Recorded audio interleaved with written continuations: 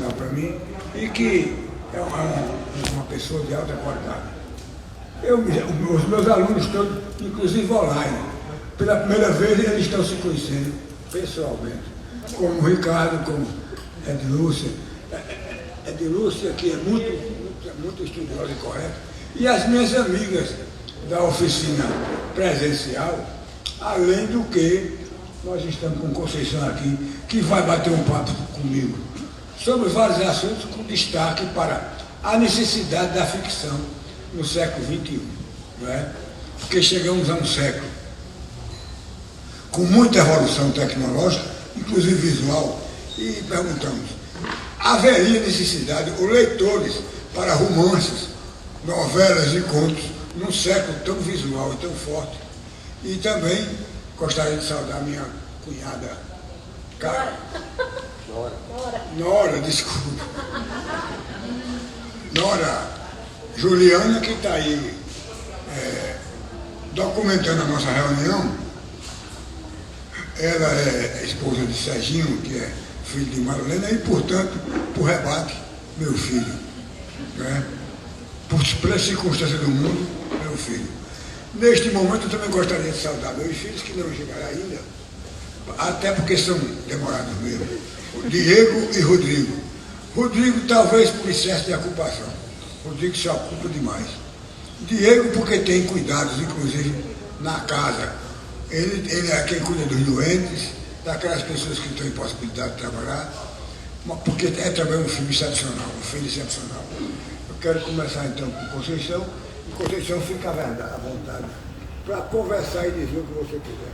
Nós vamos transformar isso aqui num longo bate-papo, que eu espero que não seja tão longo, até porque meu corpo está reclamando, está doendo muito, mas se me der uma lapada de cana, passa logo.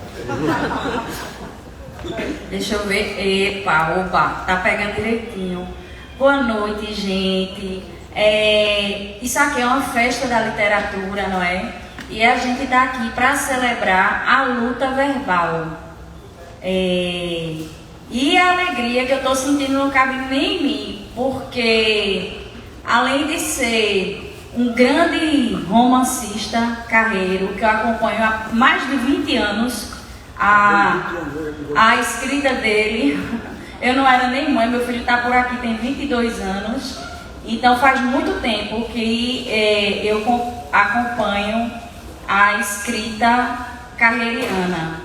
Mas a luta verbal tem um sabor especial e tem uma pegada também muito especial, porque está tirando a literatura desse lugar do beletrismo, da literatura apenas pelo belo, e está colocando a literatura como uma ferramenta de luta social, não é?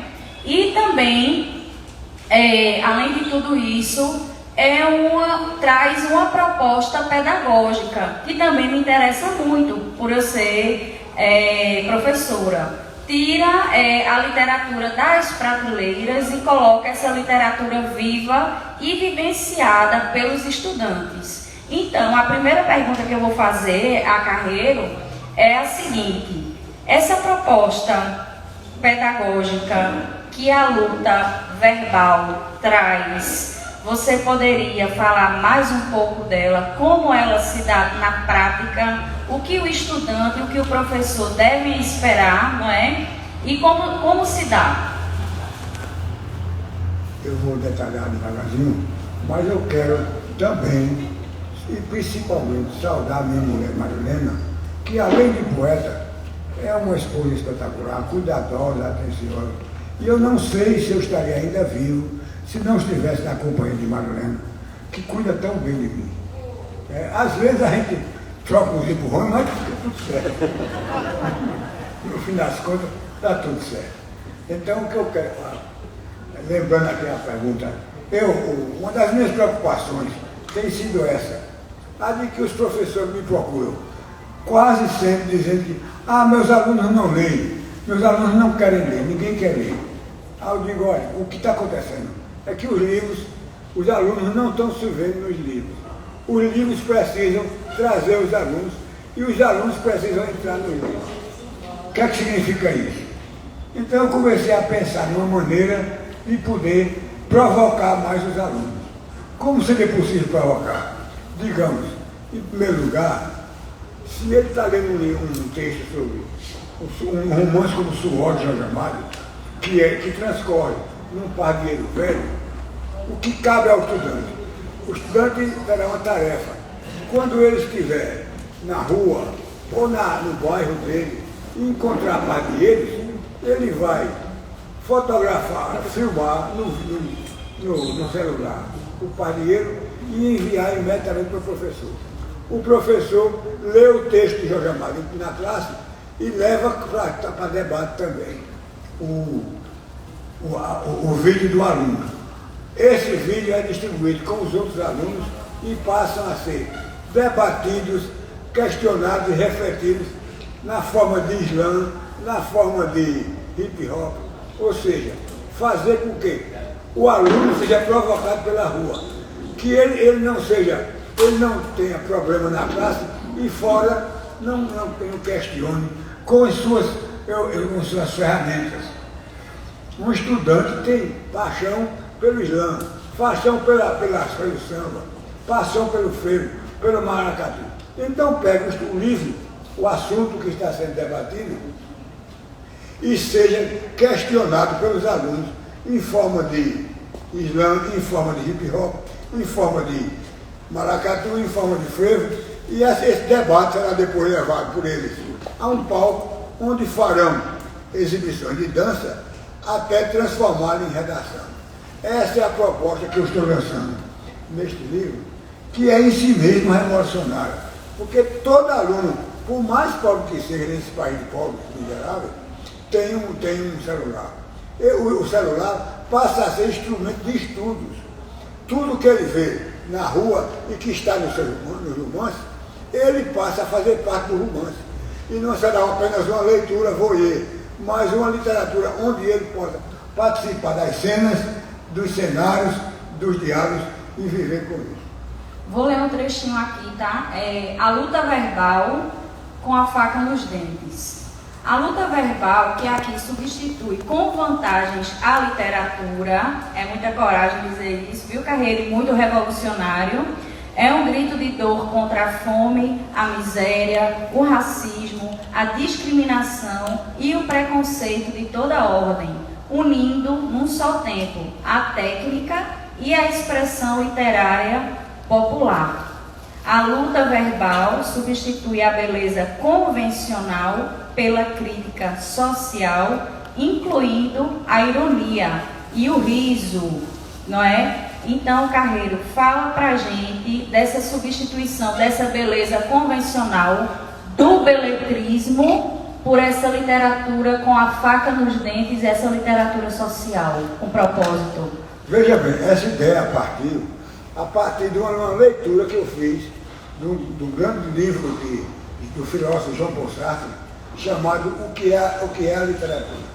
A literatura, como todos conhecem, é a arte da beleza da palavra. E a mais Jean Paul Sartre escreve um livro brilhante, embora demolidor, onde ele bota por terra toda a ideia de literatura como uma beleza escrita nas palavras, ou pelas palavras. Então ele diz assim, ele chega a uma conclusão. Na última parte do livro, na última página, ele diz assim: a humanidade passaria muito bem sem a literatura. O que me ofendeu, porque foi uma espécie de insulto a mim mesmo. Aí eu anotei no papel assim: sem a literatura sim, mas não sem a luta verbal. Com a luta verbal, essa história de beletrismo acaba. A arte da palavra bonita, a sensação bonita.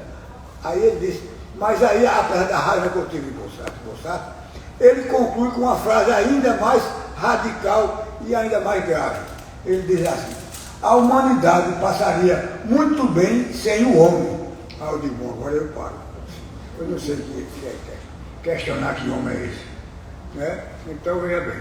Mas me causou um impacto enorme essa frase de Paul Sartre. A humanidade passaria muito bem sem a literatura. Por bem, eu convoco vocês todos a ler esse livro, que esse livro é demolidor e coloca a literatura a rés no chão.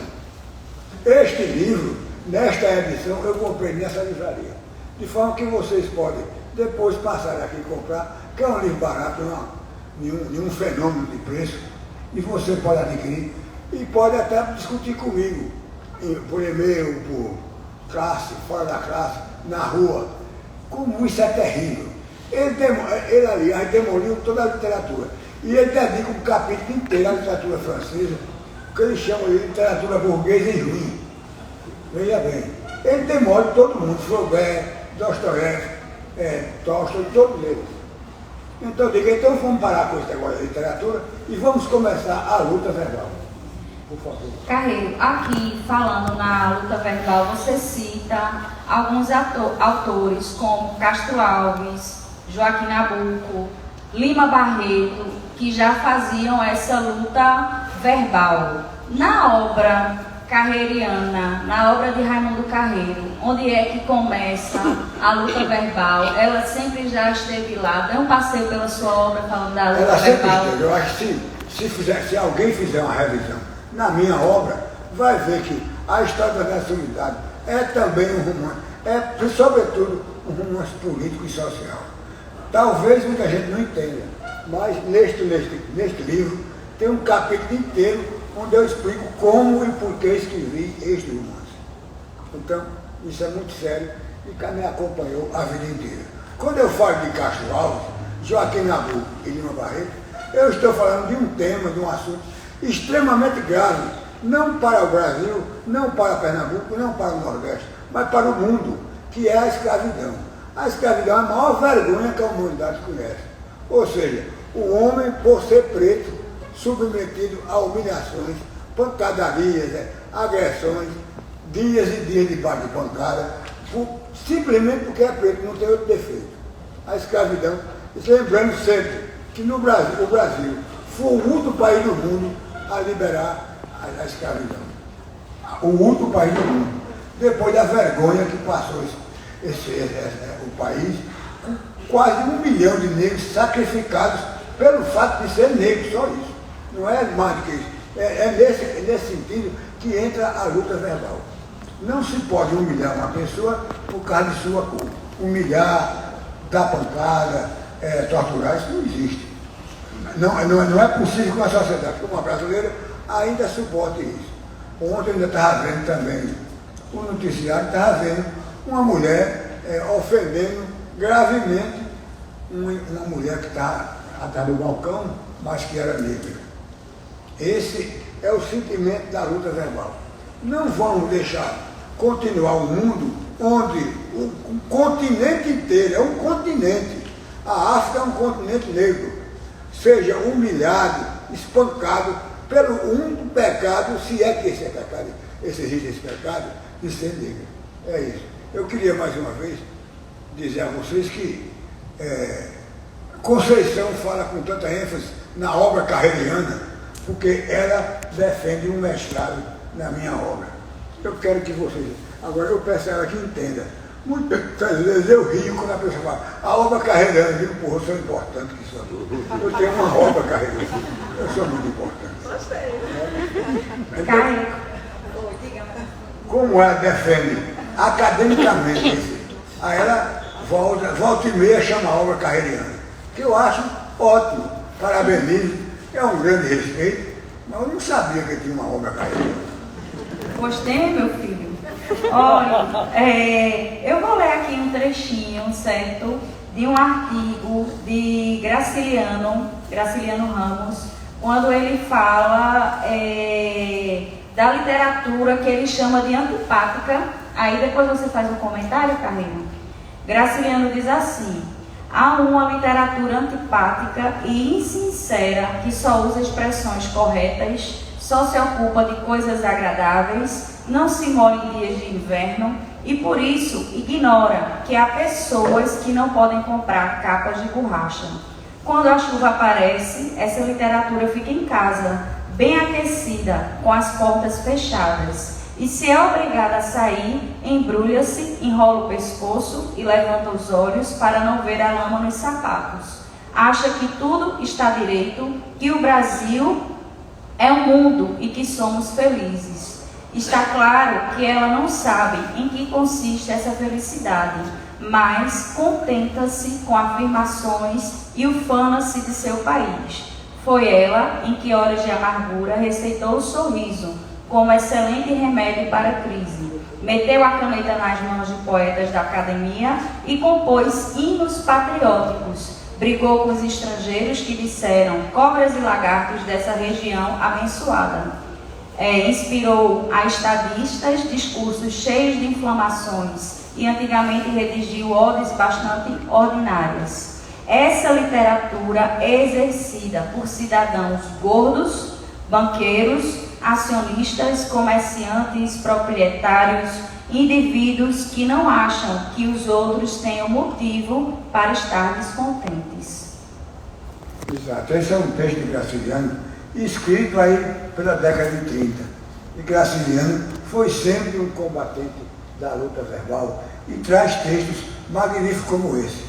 Aliás, esse texto também se respalda num grande poema de Manuel Bandeira, pernambucano, todos nós sabemos, que trata desse, que é chamado A Mancha no Paletó. Que ele diz que a literatura só tem importância se ela tiver uma mancha no paletó. Se ela vier muito arrumadinha, bem engomada, arrumadinha, ele chama de insincera e antipática. Sincera e antipática. Que é a literatura que não vê problema no mundo. Está tudo bom, está tudo bem e não precisamos dramatizar. Estou vendo aqui também o meu amigo Nivaldo, ao lado de Duvalina, um casal espetacular lá de Garanhuns, vieram de lá para nos apoiar. Obrigado, Nivaldo, obrigado. Como é que vai, rapaziada? Rapaziada são os filhos dele. Vamos lá. Carreira, eu acho que para a gente fechar, você poderia falar um pouquinho mais da luta verbal enquanto projeto pedagógico, que é o que eu acho que chama bastante atenção dentro da obra de Raimundo Carreiro ou Carreiriana, não é? Que eu acho que sai bastante do que a gente conhece de Carreiro como romancista, contista, esse autor extraordinário que agora está trazendo uma proposta pedagógica. Fala um pouquinho mais para a gente, Carreiro. Sim, muito bem. Como eu tenho periodicamente contratos para Paulo Caldas e Antônio estão aqui agora, não é? Como amigos de oficina e criadores de oficina, como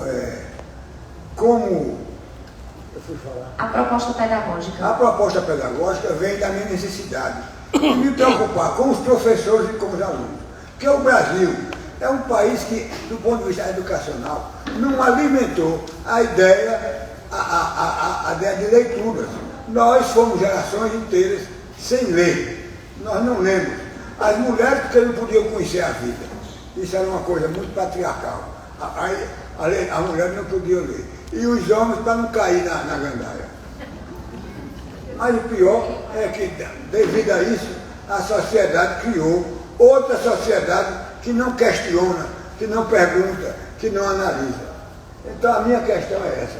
Vamos fazer com que os meninos leiam, questionem e analisem.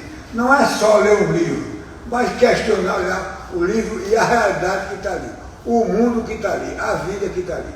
É isso que é importante. A minha preocupação é essa. Então, a partir daí, eu imaginei, o que é que o aluno hoje, o jovem hoje, tem de mais importante, o seu fetiche mais querido? É o celular. O celular hoje, para toda a sociedade brasileira. Outro dia a gente estava, eu e Marlena, desculpe, não é novembro não, estávamos eu e Marlena em Paris. Eu digo, Marlena, olha a rua. Aí estava todo mundo com o celular no ouvido, tá? Não é só o Brasil não, mas todo mundo anda com esse celular, tá vendo? Então, como o celular é o fetiche social, a paixão social, que é Alventino, velho, querido, Alventino foi o meu primeiro patrão no Recife. Quando eu cheguei no Recife sem emprego, menino de 16 anos, ele se escondeu ali. Quem me deu emprego foi Alventino. Entendeu? Então veja bem. A partir daí eu digo o que é que eu vou fazer para que os professores tenham mais motivação para trabalhar a questão da leitura. Me lembrei do celular. Então eu digo, olha, se o aluno lê uma cena de buraco na rua, no romance, é só uma cena de buraco na rua. Mas se ele puder fotografar o buraco na rua e levar o assunto para a sala de aula, para que os outros colegas discutam aquele aluno, aquele assunto, na forma de slam, de hip-hop, de maracatu e até de samba, do Partido Alto, eles podem questionar e vivenciar o livro. O livro deixa de ser passivo e passa a ser ativo. Todos vão para dentro do livro. Não é só uma leitura. É uma leitura. Aí, Alvandinho, é isso aqui. Meu primeiro patrão desse livro. Aí, Alvandinho. Muita honra, né?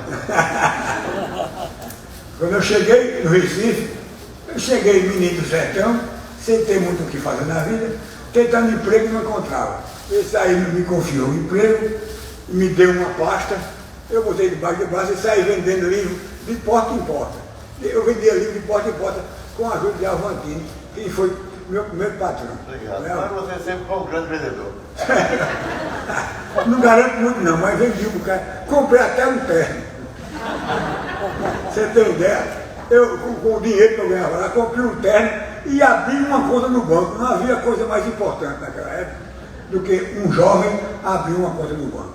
Então, veja bem, como eu percebi que aqui eu podia levar o menino para dentro do livro, e o livro, discutir o livro com os professores, tipo Conceição, Geórgia, por exemplo, então eu fiz isso.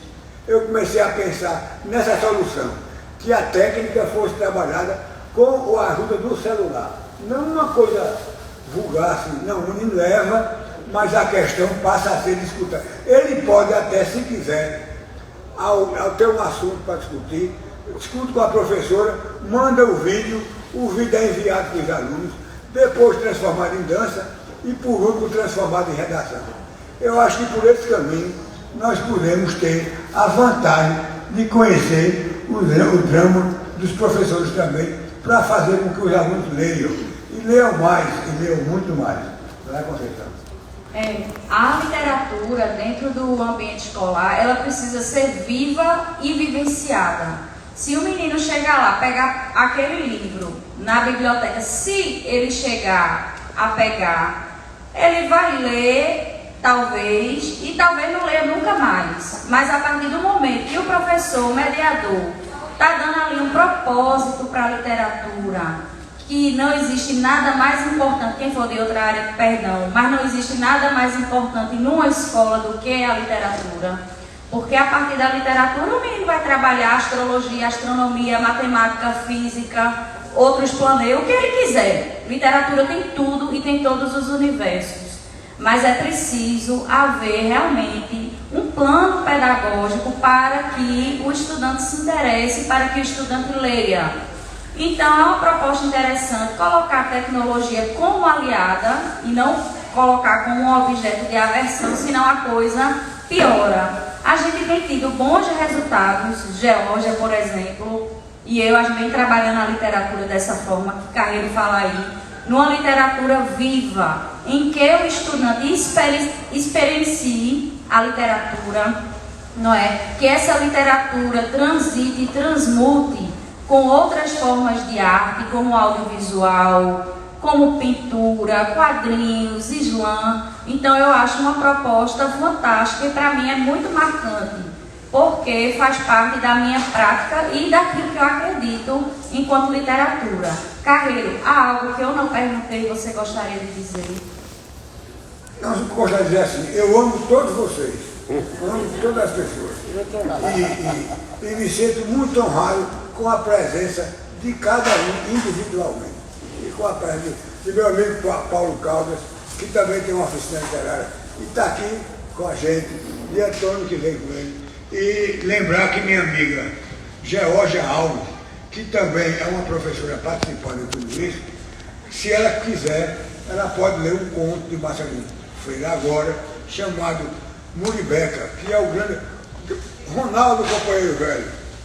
O Ronaldo Correia de Brito, que tem um texto lindíssimo sobre os currais dos mortos, que me emocionou profundamente e que eu coloquei no livro sem nem pedir licença a ele. Coloquei por amizade e por paixão de amigo, mas nada mais que isso. Vamos lá, Alvena. Jéssica, que tu fica confortável. Outro. Fica não, precisa.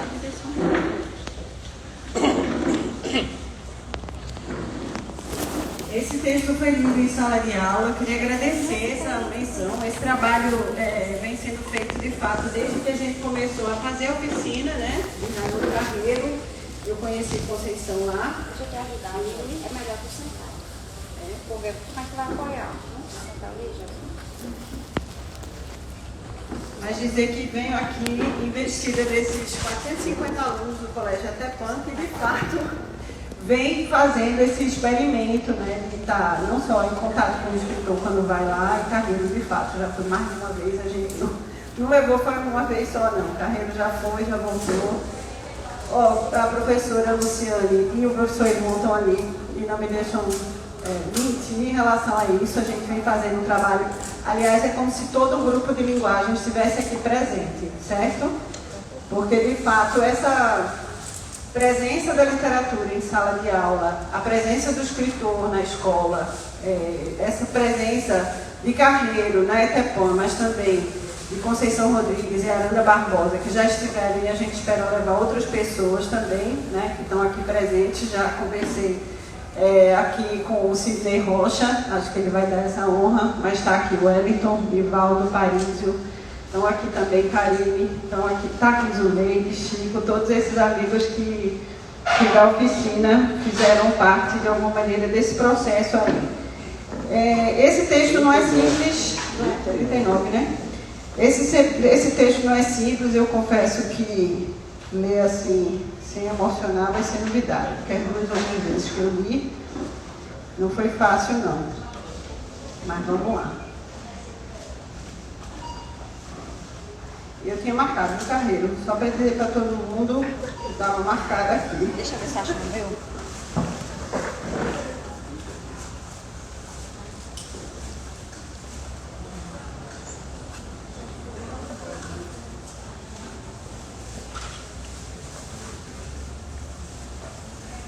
Muribeca.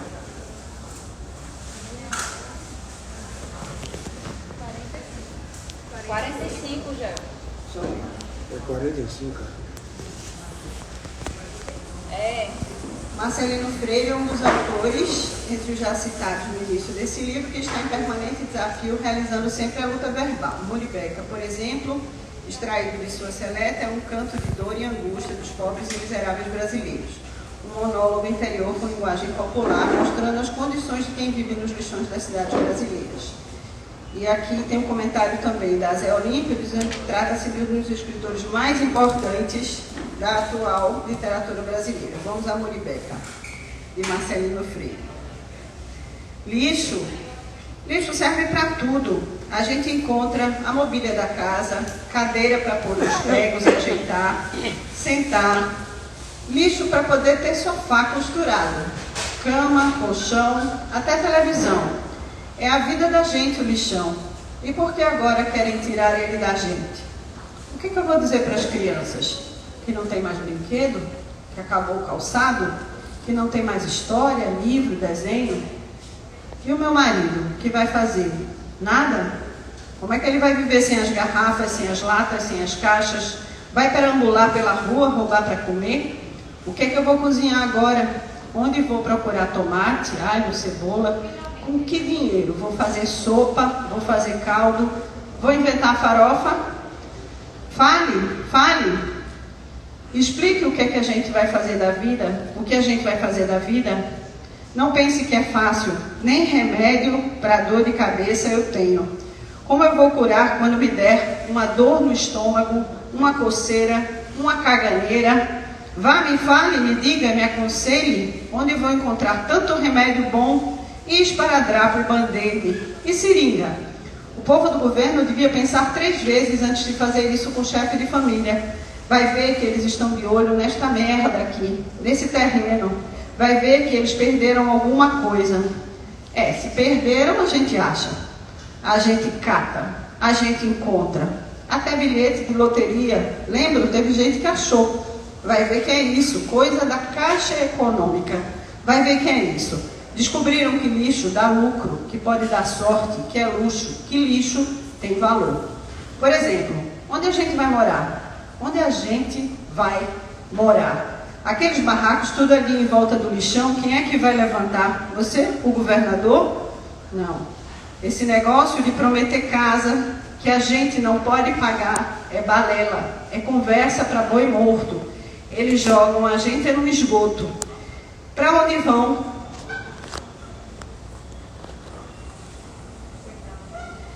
Os coitados dos urubus. A cachorra, o cachorro. Você precisa ver. Isso tudo aqui é uma festa. Os meninos, as meninas naquele alvoroço, pulando em cima de arroz, feijão, ajudando a escolher. A gente já conhece que é bom de longe, só pela cara do caminhão. Tem uns que vêm direto do supermercado, açougue. Que dia na vida da gente vai conseguir carne tão barata? Bisteca, filé de dentro. O moço está servido? A moça? Os motoristas já conhecem a gente. Tem uns até que guardam com eles a melhor parte. É coisa muito boa, desperdiçada. Tanto povo que compra o que não gasta. Roupa nova, véu, grinalda. Minha filha já vestiu um vestido de noiva. Até aliança a gente encontrou aqui no corpo. Vem parar muito homem morto. Muito criminoso. A gente já está acostumado. Quase toda semana o camburão da polícia deixa seu lixo aqui depositado. Balas, revólver 38. A gente não tem medo, moço. A gente só quer ficar calado. Agora, o que deu na cabeça desse povo? A gente nunca deu trabalho, a gente não quer nada deles, que não esteja aqui jogado, rasgado, atirado. A gente não quer outra coisa senão esse lixão para viver, esse lixão para morrer, ser enterrado. Para criar os nossos filhos, ensinar o nosso ofício, dar de comer, para continuar na graça de nosso Senhor Jesus Cristo, não faltar brinquedo, comida, trabalho. Não, eles nunca vão tirar a gente desse lixão. Tenho fé em Deus, com a ajuda de Deus, eles nunca vão tirar a gente desse lixo. Eles dizem que sim, que vão, mas não acredito, eles nunca vão conseguir tirar a gente desse paraíso. Recomenda-se que esse conto seja tomado como exemplo para debates entre alunos e professores. Agora a voz de carreiro, né? Deve-se pedir aos alunos que gravem vídeos nos lixões desse tipo, que encontrem em seus bairros, em suas cidades, ruas, avenidas. Os debates devem ser realizados ao ritmo do slam, do hip hop, do rap e até em duelos de violeiros. Em seguida, os vídeos devem ser transformados em textos ou poemas para serem veiculados na internet. Até mesmo com música, dança, o fundamental é trazer a rua para dentro da sala de aula e levar a luta verbal para a rua. Muito bem. Terminado isso. Esse é o conto brilhante de Marcelino Freire. Eu vou ler agora, em homenagem ao meu amigo Ronaldo Correia de Brito, um texto, há vários, que aparece no livro Dora Sem Véu, que passou, acho que despercebido por grande parte da crítica, porque a crítica, na verdade, não costuma ler nem observar aquilo que os escritores escrevem de mais forte, de mais decisivo. Então eu vou ler esses trechos e vocês vão ver que coisa inquieta. O escritor cearense, com formação em Pernambuco, Ronaldo Correia de Brito, um clássico no sentido do rigor estético, escreve certo e bem, esgrime seu facão e mira seu rifle na luta verbal para denunciar a implantação de currais semelhantes a miseráveis campos de concentração que prendiam os sacrificados retirantes que desfilavam a feiura durante a seca para nojo e aversão dos ricos. Uma absurda vergonha escondida por uma literatura que almeja os céus, mas que tem a dor exibida pela luta verbal aos olhos da multidão escandalizada. Vamos agora ao texto de Ronaldo, que me impressionou tanto. Durante as secas, os sertanejos cearenses pobres, o que significava a maioria das pessoas, estavam sujeitos aos mecanismos de contenção nos currais, fossem brancos ou negros. Dora e os filhos tentavam escapar aos currais, arrepiando caminhos desfilando a vigilância, driblando a vigilância, fugindo ao controle da polícia nas estações de trem, vivendo sob o regime da fome e do medo. Com a instituição dos currais, a máscara da caridade acobertava o rosto do cidadão de bem, aborrecido com o espetáculo da feiura. Empurravam-se os imigrantes para um novo modelo de cativeiro, moderno e legalizado. Disfarçava-se um sentimento presente na sociedade brasileira até hoje, a aversão aos ricos, a aversão dos ricos aos pobres. Por favor, Ronaldo, desculpe o leitor que é tão ruim, não é? Eu queria pedir então uma passo para o nosso Ronaldo.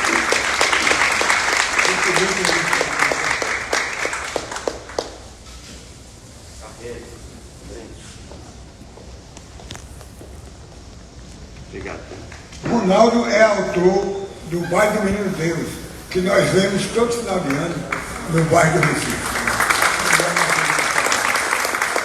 Eu queria também registrar nesta noite a presença de Jô Mazzarola, a diretora de jornalismo do Nordeste, da TV Globo, sempre muito disposta a colocar os nossos problemas de escritores e de jornalistas na mídia, e confesso que sou um leitor, sou um assíduo acompanhante do telejornalismo de televisão, sobretudo o NE1, Bom Dia, o NE2. E se tiver o 3, eu também estou lá. Entendeu? Então, veja bem, o que eu quero ressaltar em Jô é a sua humildade de receber toda a nossa contribuição, todo o nosso trabalho, que naturalmente não teria a visibilidade e a força que tem se não contasse com essa contribuição. Obrigado, Jô. Eu não presto, mas eu tiro. Tá certo? Então, meus amigos, nós estamos encerrando a leitura. Eu não pude nem homenagear melhor o meu amigo Nivaldo Tenório. Desculpe, eu só quero chamar Machado, não sei porquê. Tenório Machado. Aí desculpe que não é Nivaldo Tenório. Um amigo que eu conheci ainda bem jovem, é jovem ainda, mas eu conheci ainda mais jovem, nos tempos em que eu era jovem também. Né? Se é que tem esse tempo, mas vamos fazer um esforço para acreditar nisso tudo, tá certo? Então, não podia ser melhor esse encontro, eu não podia prestar melhor homenagem a meus colegas. Eu fiz questão de colocar todos no livro como uma homenagem, inclusive ao meu amigo, o grande poeta Alberto da Cunha Mello, que teve uma participação política na literatura muito forte, mas que não foi, talvez, por falta de leitura também, fosse também reconhecido. Eu vou ler aqui dele um breve poema, um poema muito breve. Eu botei aqui, a homenagem que eu fiz a ele. Alberto, a voz do povo brasileiro. É um breve poema meu, que ele diz assim: dizem que meu povo é alegre e pacífico. Eu digo que meu povo é uma grande força insultada. Dizem que meu povo aprendeu com as agílias e os bons senhores de engenho a conhecer seu lugar. Eu digo que meu povo deve ser respeitado como qualquer ânsia desconhecida da natureza. Alberto já morreu e eu me sinto muito feliz de poder fazer uma homenagem a ele. Como fiz a homenagem a todos os meus colegas. Eu quero que todos estejamos juntos nessa luta verbal, que neste momento se inicia para todos nós. Abraço grande e muitas felicidades.